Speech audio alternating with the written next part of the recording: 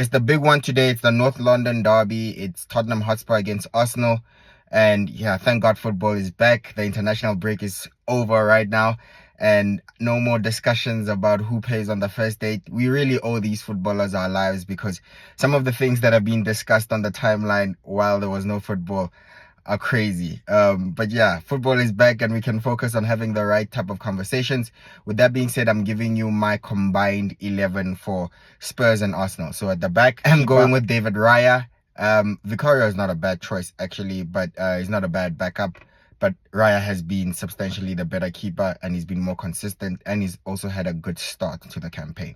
So Raya for my keeping position. Right back, Pedro Porro is a really good right back. He's the typical right back that, goes forward and comes back, and just naturally a right back because we know Ben White is sort of converted, but I'd still have Ben White in that right back spot because he's done and contributed 2 goals and assists like a traditional right back would do, but he's also way more defensively solid, right? Compared to Pedro Porro, he's more consistent. So I'd have Ben White in that right back spot any day. Centre back pairing, although Christian Romero is individually, I would say, a great centre back, I still have the partnership of Gabriel and Saliba.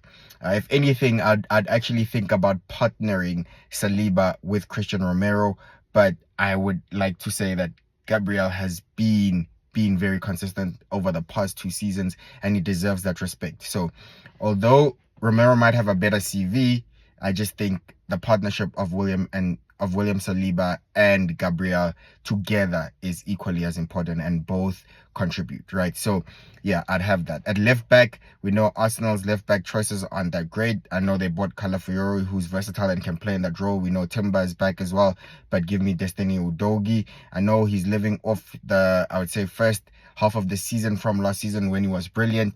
It's just that Spurs is a little bit inconsistent and sometimes they put in poor performances, but I think individually he has great ability. So I'd have Destiny Udogie at left back. In the middle of the park, because Rice is suspended, I would have to go with Thomas Partey for that CDM role together with Yves Bissouma. He's a little bit of a doubt, but I think he'll play. So I'll have Yves Bissouma and Thomas Partey. And attacking, I would have James Maddison. The reason is because we know Odegaard is injured, so he's not available to be selected for this game. So yeah, that's my midfield. Yves Bissouma, Thomas Partey, and James Maddison. On the left, easily Bukayo Saka, and on the right, easily Heung-min Son, right? So there was a discussion of whether or not who's the better winger, who's the better player. In what world are we saying Bukayo Saka is better than Son? Like, we don't know what Son has given us over these past few years at really sub minimum Tottenham Hotspur side.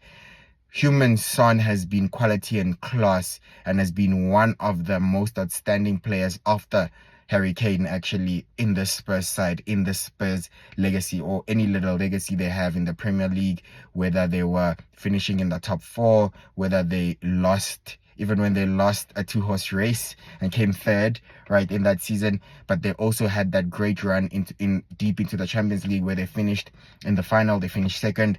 Let's not forget what Heung-min Son has done in the Premier League and in the Champions League for Spurs. And for that, I just want to put it to bed. Son is the better player than Saka right now. Saka can improve and can change that in future, but right now Son is the better player. Overall, he's the better player. He's better than Saka, unfortunately. And up front, we don't have too many choices.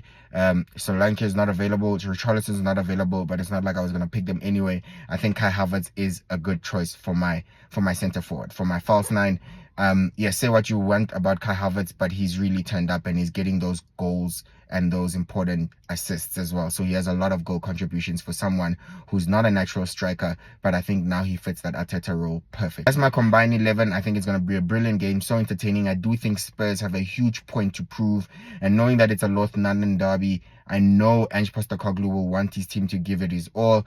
Arsenal have a few problems as well. They have missing players. Rice has a red card. Odegaard is injured, so it is going to be tricky, but I am excited to see Raheem Sterling. I know Arteta has a team that's very solid in defense and that can cope with Tottenham Hotspur's threat. So I do think that it will be a tight game. It could be a 0-0 or it could be a 1-0. But I am going with a draw. I just see a draw. I just think Arsenal, after the Brighton draw, because they've lost so many key players, their momentum is a little bit knocked at the moment. So I don't think Spurs are good enough also with their form to go and beat this Arsenal team. But at the same time, I just think that they will cancel each other out and it will be a draw. Please subscribe and I'll see you on the next one. Bye bye.